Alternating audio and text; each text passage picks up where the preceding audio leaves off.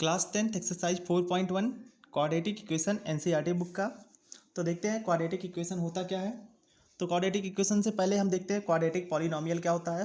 Quadratic polynomial के बारे में हमने एक्सरसाइज 2 में चैप्टर 2 में हमने पढ़ा था पॉलिनोमियल क्या होता है। तो देखते हैं polynomial a polynomial of degree 2 is called quadratic polynomial. तो पॉलिनोमियल के बारे में हमने पढ़ा था कि क्या कहलाता है, ए पॉलिनोमियल ऑफ डिग्री 2, एक पॉलिनोमियल जिसकी डिग्री क्या हो 2 हो, इज कॉल्ड क्वाड्रेटिक पॉलिनोमियल। ऐसा पॉलिनोमियल जिसकी डिग्री क्या हो जाए 2 हो जाए उसी को क्या बोलते हैं हम, क्वाड्रेटिक पॉलिनोमियल बोलते हैं। इसको हमने पॉलिनोमियल चैप्टर में अपने पढ़ा था। अब यहाँ पर पढ़ना हमें क्वाड्रेटिक इक्वेशन। तो आगे देखते हैं हम। तो क्या होता है, when we equate quadratic polynomial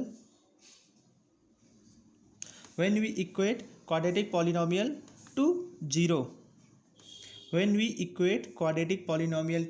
zero, we get a quadratic equation। तो अगर कोई क्वाड्रेटिक पॉलिनोमियल है, अगर हम उसको जीरो को इक्वल कर दें, कोई क्वाड्रेटिक पॉलिनोमियल है उसको हम जीरो के इक्वल कर दें, मतलब क्या है, इक्वेट टू जीरो, तो हमें क्या मिल जाता है, वहाँ पर क्वाड्रेटिक इक्वेशन मिल जाता है। तो अब देखते हैं क्वाड्रेटिक इक्वेशन क्या होता है। जैसे हमारे पास एक पॉलिनोमियल था ax² plus bx plus c, ये क्या है, एक क्वाड्रेटिक पॉलिनोमियल है। अब इसको क्या करेंगे हम, हमें क्वाड्रेटिक इक्वेशन फाइंड करना है। तो क्या होता है, an equation in the form of ax square plus bx plus c equal to 0, an equation in the form of ax square plus bx plus c equal to 0, ये इसी को क्या बोलते हैं हम, क्वाड्रेटिक इक्वेशन बोलते हैं। तो कोई इक्वेशन है जो ax² plus bx plus c equal to 0 के फॉर्म में है, इसी को हम बोलते हैं क्वाड्रेटिक इक्वेशन। जहाँ पर a b c क्या है, a b c are any real number. A b c क्या है, कोई भी रियल नंबर है। कोई भी रियल नंबर मतलब यहाँ पर ए और बी और सी के बीच प्लेस पर कोई भी रियल नंबर हम रख सकते हैं। ए बी सी कोई भी रियल नंबर है, और क्या होता है, a is not equal to zero, और ए की वैल्यू जो यहाँ पर ए है, ए की वैल्यू जीरो के इक्वल नहीं होनी चाहिए। ऐसा इसलिए है क्योंकि अगर ए की वैल्यू जीरो हो जाएगी तो हमारा ये पार्ट ax², ये पार्ट क्या हो जाएगा, जीरो के इक्वल हो जाएगा। तो ये हमारा क्या बन जाएगा, लीनियर इक्वेशन। तो इसलिए यहाँ पर ए की वैल्यू जीरो नहीं होनी चाहिए। बी और सी जीरो हो सकते हैं पर ए की वैल्यू यहाँ पर जीरो नहीं हो सकती। तो ये मिल गया हमें क्वाड्रेटिक इक्वेशन। अब जैसे कुछ एग्जांपल से हम समझ लेते हैं। जैसे क्या है, 5x² plus 3x plus 2 equal to 0, ये क्या है, हमारा क्वाड्रेटिक पॉलिनोमियल है। अगर हम बात करते हैं 3x² minus root 7 equal to 0, तो ये भी क्या है, हमारा क्वाड्रेटिक पॉलिनोमियल है। अब यहाँ पर देख रहे हैं, यहाँ पर b की वैल्यू इस इक्वेशन में क्या है, 0 है, तो ये क्वाड्रेटिक पॉलिनोमियल है क्योंकि a की वैल्यू 0 नहीं होनी चाहिए। एक एग्जांपल और देख लेते हैं। जैसे 5x² इक्वल टू क्या है, 0 है, तो ये भी क्या है, क्वाड्रेटिक पॉलिनोमियल है। यहाँ पर हम बात करते हैं तो यहाँ पर b और c दोनों पार्ट क्या है, 0 है, दोनों की वैल्यू 0 है, पर a की वैल्यू 0 के इक्वल नहीं है। तो ये क्या है, हमारा क्वाड्रेटिक पॉलिनोमियल है। या एक पॉलिनोमियल ऐसा है जैसे 5y² माइनस 7 इक्वल टू 0, या 5y² minus 7y equal to 0, तो ये भी क्या है, हमारा क्वाड्रेटिक पॉलिनोमियल है। तो क्वाड्रेटिक इक्वेशन हमें समझ में आ गया। अब क्या है, exercise 4.1 question number 1, check whether the following are quadratic equation. हमें यहाँ पर चेक करना है, कुछ क्वेश्चन दिए गए हैं, इसमें से हमें चेक करना है कि ये क्वाड्रेटिक इक्वेशन है या नहीं है। तो क्वाड्रेटिक इक्वेशन क्या होता है, an equation in the form of ax² plus bx plus c equal to 0। अगर कोई equation ax² plus bx plus c equal to 0 के फॉर्म में हो तो क्या कहलाता है, क्वाड्रेटिक इक्वेशन। इसको हम सॉल्व करते हैं। यहाँ पर x+1 का होल स्क्वायर क्या आ जाएगा, a प्लस बी का होल स्क्वायर क्या आ जाएगा, x² plus 1² plus 2x equal to 2 का मल्टीप्लाई किया तो क्या आ गया, 2x माइनस 6। यहाँ से x² और 1 का स्क्वायर क्या आ गया, 1 प्लस 2x, 2x को इधर ट्रांसफ़र कर दिया तो क्या आ गया -2x, और 6 को ट्रांसफ़र किया तो क्या आ गया +6, और राइट साइड में क्या बचा सिर्फ 0। ये 2x और ये 2x दोनों क्या हो गए एक दूसरे से कैंसिल हो गए। यहाँ पर क्या बचा मिला हमें x² + 7 = 0, x² + 7 = 0। अब यहाँ पर क्या देखेंगे हम, it is of the form ax² + bx + c = 0। तो ये क्या है, ax² + bx + c = 0 के फॉर्म में है। तो क्या लिखेंगे, सो given equation is a quadratic equation. तो यहाँ पर हमारा जो गिवन इक्वेशन है ये क्या है, क्वाड्रेटिक इक्वेशन है। अब ऐसे ही इसी का सेकंड पार्ट है, x² - 2x = -2 × 3 - x, -2 × 3 - x। इसको हमें चेक करना है कि ये क्वाड्रेटिक इक्वेशन है या नहीं। तो क्या करेंगे हम, x² - 2x = -2 का मल्टीप्लाई 3 में किया तो -6, और -2 का मल्टीप्लाई -x में किया तो क्या आ गया 2x। यहाँ से x² - 2x और 2x को लेफ्ट साइड में ट्रांसफ़र कर दिया इस 2x को, तो क्या आ गया -2x, और ये -6 है, लेफ्ट साइड में आके क्या हो जाएगा +6 = क्या आ गया 0। और यहाँ से x² - 4x + 6 = 0, ये आ गया। अब इस इक्वेशन को देखते हैं, तो ये भी इक्वेशन क्या है, it is of the form ax² + bx + c = 0। ये भी ax² + bx + c = 0 के फॉर्म में है। सो given equation is a quadratic equation. तो हमारा जो गिवन इक्वेशन है ये क्या है, क्वाड्रेटिक इक्वेशन है। अब उसके बाद इसी का थर्ड पार्ट है, यहाँ पर थर्ड पार्ट क्या है, x - 2 × x + 1 = x - 1 × x + 3। x का मल्टीप्लाई इस x में करेंगे तो क्या आ जाएगा x², इस x का मल्टीप्लाई 1 में किया तो क्या आ गया सिर्फ x, इस -2 का मल्टीप्लाई x में किया तो -2x, -2 का मल्टीप्लाई 1 में किया तो क्या आ गया -2 = x का मल्टीप्लाई x में किया x², x का मल्टीप्लाई 3 में किया तो क्या आ गया यहाँ पर +3x। उसके बाद -1 का मल्टीप्लाई x में किया तो क्या आ गया -x, और -1 का मल्टीप्लाई 3 में किया तो क्या आ गया -3। यहाँ पर x² और x² दोनों साइड से कैंसिल हो जाएगा, क्योंकि दोनों साइड क्या था पॉजिटिव था। x - 2x क्या आ गया -x और -2 = 2x - x क्या आ गया यहाँ पर 2x, और क्या है -3। इस 2x को इधर ट्रांसफ़र कर दिया तो क्या आ गया -3x, सॉरी -x था पहले से ही, और ये इधर आया तो क्या आ गया -2x, और ये -2 + 3 = 0। अब यहाँ पर क्या हो गया, -x - 2x क्या आ गया -3x + 1 = 0। तो यहाँ पर देखते हैं अगर हम, तो a की वैल्यू क्या है 0 है। अगर यहाँ पर देखते हैं तो a की वैल्यू क्या है 0 है, तो ये हमारा क्वाड्रेटिक पॉलिनोमियल नहीं है। तो ये हमारा क्वाड्रेटिक पॉलिनोमियल, ये इक्वेशन नहीं है, मतलब क्वाड्रेटिक इक्वेशन नहीं है। थर्ड क्या है उसके, सॉरी फोर्थ क्या है, x - 3 × 2x + 1 = x + 5। सॉल्व करते हैं, x का मल्टीप्लाई 2x में किया तो क्या आ गया 2x², x का मल्टीप्लाई 1 में किया तो +x, -3 का मल्टीप्लाई 2x में किया तो -6x, और -3 का मल्टीप्लाई 1 में किया तो -3 = x² + 5x, ये मिल गया। आगे सॉल्व किया, 2x² को लेफ्ट साइड में ट्रांसफ़र कर दिया तो 2x² - x² हमें मिल गया, और ये x - 6x क्या आ गया -5x, और इस 5x को ट्रांसफ़र किया तो क्या आ गया -5x, और ये -3 पहले से ही था। 2x² - x² क्या आ गया x² -10x - 3 = 0। तो हम बात करते हैं, तो ये क्या है ax² + bx + c = 0 इस फॉर्म में है। तो ये हमारा क्वाड्रेटिक इक्वेशन है। तो यहाँ पर आंसर क्या हो जाएगा, यस। अब उसके बाद है question number 5, 2x - 1 × x - 3 = x + 5 × x - 1। इसको चेक करना है कि ये क्वाड्रेटिक इक्वेशन है या नहीं। क्वेश्चन नंबर 6 है, x² + 3x + 1 = x - 2 का होल स्क्वायर। सेवंथ है, x + 2 का होल क्यूब = 2x × x² - 1। इन तीनों को आंसर को आप सॉल्व कीजिए, ये आपका वर्क है। इन तीनों को सॉल्व कीजिए और कमेंट में इनका आंसर बताइए कमेंट में। और ये टॉपिक, ये वीडियो कैसा लगा, कितना समझ में आया, ये भी बताइए कमेंट करके। और इन तीनों क्वेश्चन को सॉल्व कीजिए। अब इसका 8 पार्ट है, इसको मैं सॉल्व कर देता हूँ। तो क्या है यहाँ पर, x cube minus 4x² minus x plus 1 equal to x minus 2 का होल क्यूब।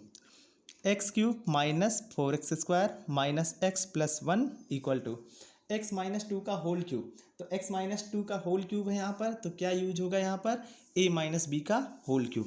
यहाँ पर हम फॉर्मूला यूज करेंगे a minus b whole cube. तो a minus b whole cube क्या होता है, ये हमने 9th में ही पढ़ा था। तो a माइनस बी का होल क्यूब यहाँ पर नीचे मैं लिख देता हूँ। a minus b whole cube क्या होता है, a cube minus b cube minus 3a² plus 3ab²। तो इसी फॉर्मूले का हमें यहाँ पर यूज करना है। तो क्या है, x माइनस 2 होल क्यूब क्या आ जाएगा, x cube minus 2 cube minus 3 times x² into b plus 3 times x into b²। तो यहाँ पर क्या आ गया, x cube minus 4x² minus x plus 1 equal to x cube और 2 का क्यूब क्या आ गया, -8। और यहाँ पर देखते हैं -3 इंटू 2 क्या आ जाएगा, -6x²। -3 इंटू 2 क्या आ गया, 6 और ये x²। और यहाँ पर प्लस देखिए 2 का स्क्वायर इंटू 3 है, तो 2 का स्क्वायर क्या आ जाएगा, 4 इंटू 3 क्या आ गया, 12x। एक्स क्यूब और एक्स क्यूब क्या हो गए, कैंसिल हो गए। -6x² है, इसको अगर हम लेफ्ट साइड में ट्रांसफ़र करेंगे तो क्या आ जाएगा, +6x²। और ये क्या है, -4x² यहाँ पर है। अब ये क्या है, -x और यहाँ पर 12x को इधर ट्रांसफ़र किया तो क्या आ गया, -12x। ऐसे ही यहाँ पर क्या है, पहले से +1 और -8 को ट्रांसफ़र किया तो क्या आ गया यहाँ पर, +8 और ये +1 इक्वल टू क्या आ गया यहाँ पर, 0। और सॉल्व किया, 6x² माइनस 4x² क्या आ गया, 2x² minus 13x plus 9 equal to 0। तो क्या लिखेंगे यहाँ पर, it is of the form ax² plus bx plus c equal to 0। So given equation is quadratic equation. तो गिवन इक्वेशन हमारा क्या है, क्वाड्रेटिक इक्वेशन है। तो क्वेश्चन नंबर 1 हमारा कंप्लीट हो गया। अब क्वेश्चन नंबर 2 सॉल्व करते हैं। क्वेश्चन 2 है, represent the following situation in the form of quadratic equation. ये जो क्वेश्चन है इसको हमें क्वाड्रेटिक इक्वेशन के फॉर्म में हमें रिप्रेजेंट करना है। तो फर्स्ट क्वेश्चन क्या है, the area of rectangular plot is 528 metre square. कोई रेक्टेंगुलर प्लॉट है, उसका एरिया क्या है, 528 metre square. The length of the plot in metre is 1 more than twice its breadth. तो क्या दिया है, the length of the plot, plot का लेंथ है इज 1 मीटर, इज 1 मोर, वो क्या है, 1 ज़्यादा है, देन ट्वाइस इट्स ब्रीथ, इसके ब्रीथ से 1 ज़्यादा है।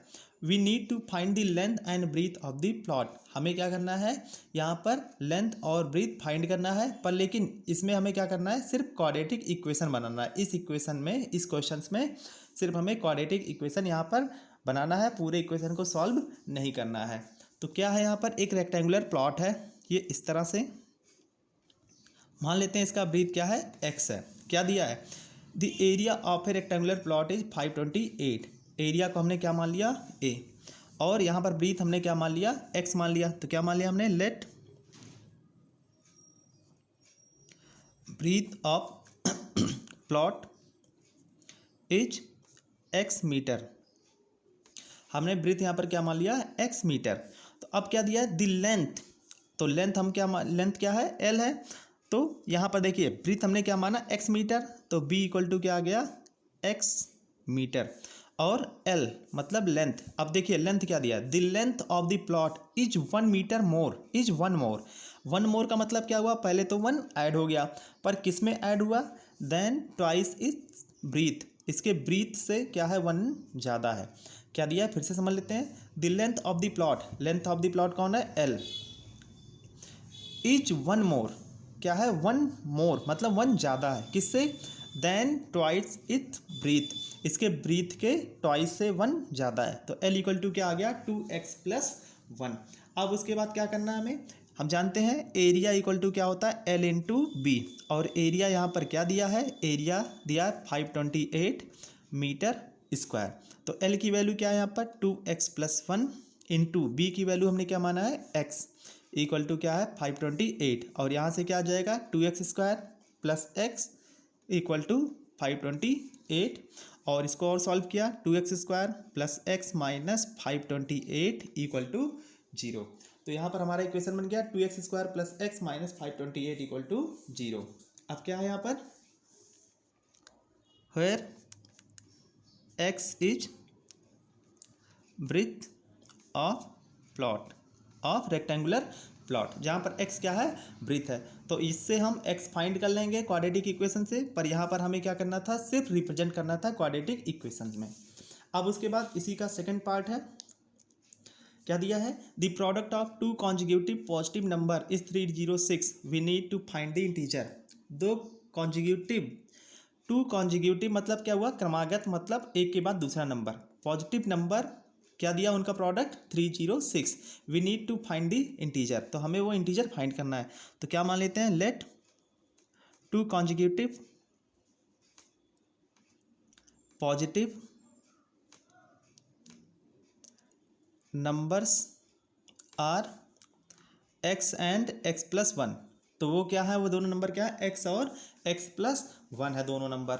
अब क्या दिया है the product of two consecutive positive number, तो इन दोनों नंबर का प्रोडक्ट क्या दिया है 306। तो क्या करेंगे x into x+1 equal to क्या है 306।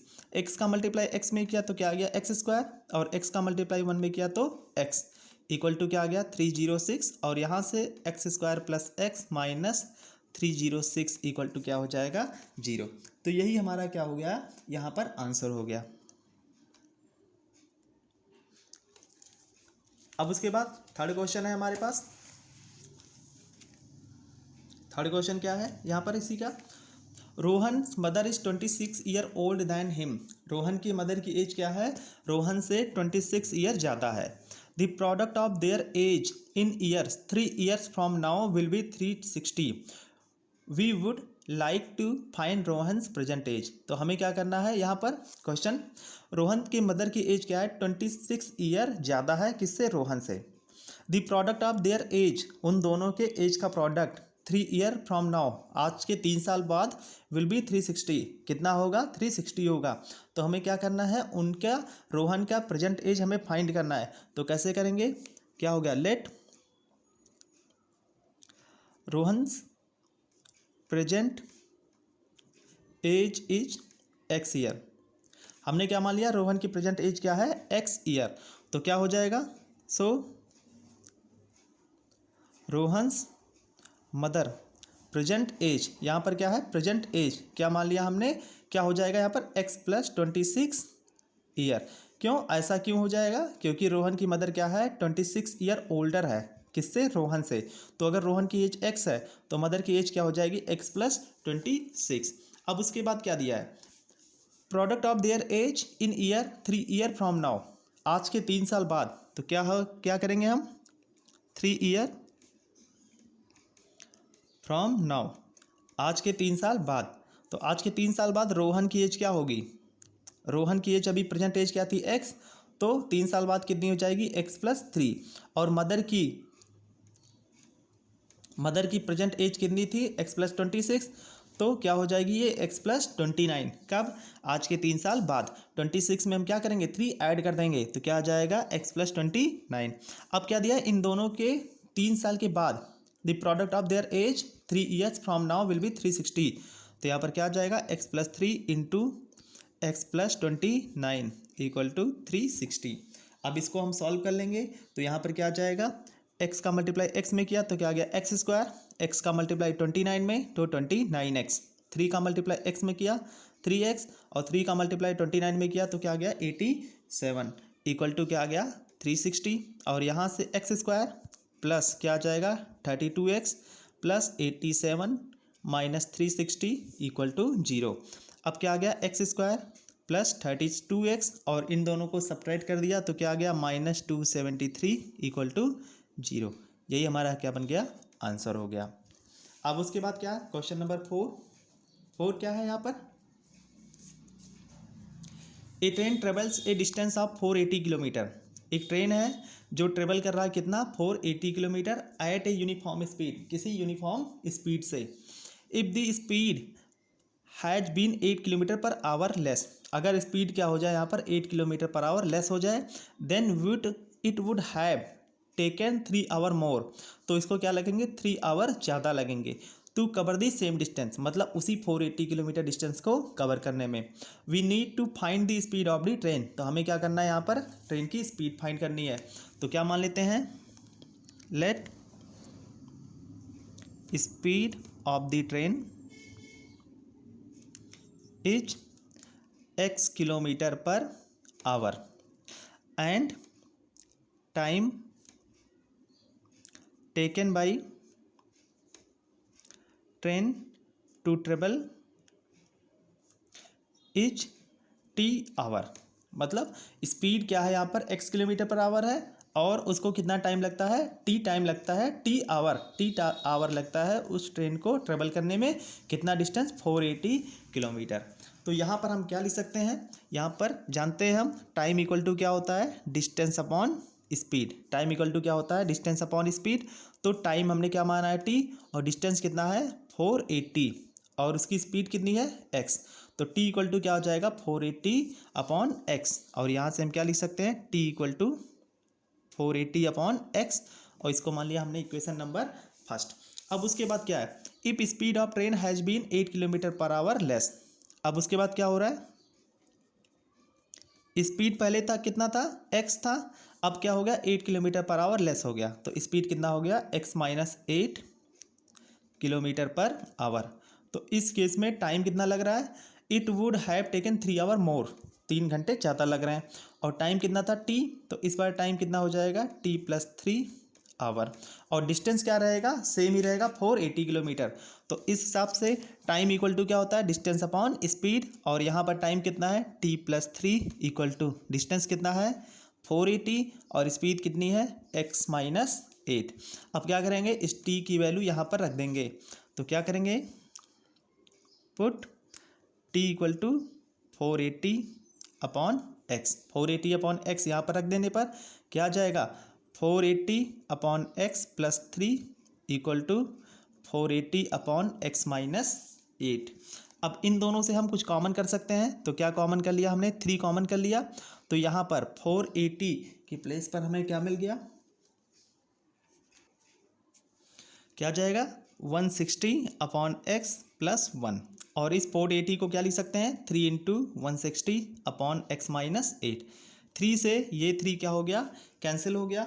अब इसको आगे और सॉल्व करते हैं यहाँ पर, तो यहाँ से क्या आ जाएगा, हमें आगे सॉल्व किया इसको इस क्वेश्चन को, तो देखिए क्या बचा 160 अपॉन एक्स प्लस 1, तो x का मल्टीप्लाई 1 में किया तो क्या आ गया 160 plus x upon x equal to RHS में क्या है 160 अपॉन एक्स माइनस 8। अब दोनों को क्रॉस मल्टीप्लाई कर दिया तो क्या आ गया 160 plus x into x minus 8 equal to 160 x.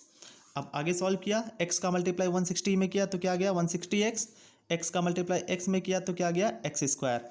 अब इस 8 का मल्टीप्लाई माइनस 8 का मल्टीप्लाई 160 में किया तो क्या आ जाएगा माइनस 8 इंटू 160, और माइनस 8 का मल्टीप्लाई x में किया तो minus 8x equal to 160x। RHS में 160x और ये 160x कैंसिल हो गया, यहाँ पर क्या आ गया एक्स स्क्वायर माइनस 8x, और माइनस 8 और 160 का मल्टीप्लाई किया तो यहाँ पर क्या आ गया माइनस 1280 इक्वल टू RHS में क्या आएगा 0।